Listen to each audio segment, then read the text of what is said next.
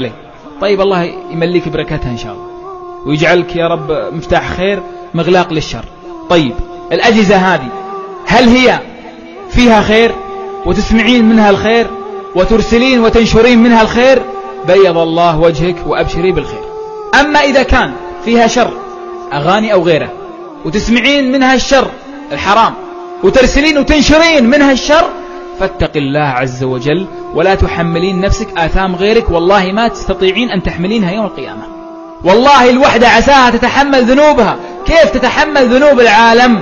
بعض الأخوات رزت لها صورة في الواتساب والعياذ بالله امرأة فاتنة، ويلا أما أحضان ولا بوسات ولا عاري ولا أشياء استغفر الله مخلة بالأدب، ويلا وكل زميلاتها يشوفونها. ذنوب على راسك، ذنوب على راسك، الله يعينك على شيلها يوم القيامة. وهذه تاخذها وقصتها وسوت لها نسخ لصق ونزلتها في الموقع الفلاني، والشاب الفلاني أخذها وانفتن بها وراحت صارت مشكلة. الله أكبر، مشاكل. يقول النبي عليه الصلاة والسلام: من دعا إلى ضلالة كان عليه من الوزر مثل أوزار من تبعه لا ينقص ذلك من أوزارهم شيئا. يوم القيامة توقفين قدام رب العالمين فتأتيك سيئات كثير أنت ما سويتيها، والله ما سويتيها، لكنها سيئات وذنوب اللي أنت كنت سبب في وقوع الذنوب والسيئات عليهم. كيف؟ نشرت أغنية، أرسلت أغنية، نشرت صورة فاضحة، صورة فاتنة، وزعت، نشرت مقاطع سيئة، كله على ظهرك.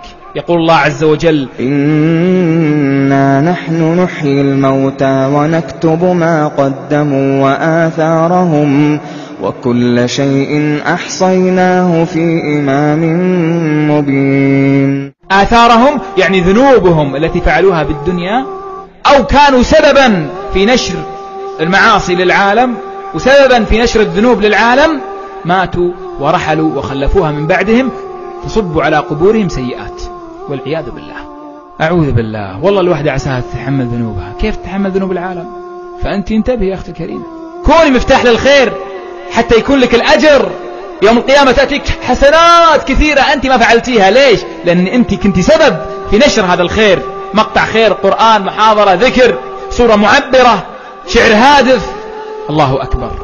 الله يا أختي الكريمة، أزيل الصور الفاتنة، أزيل المقاطع اللي قد تشهد عليك. انتبهي يا أختي الكريمة، كوني مفتاحا للخير وكوني مغلاقا للشر.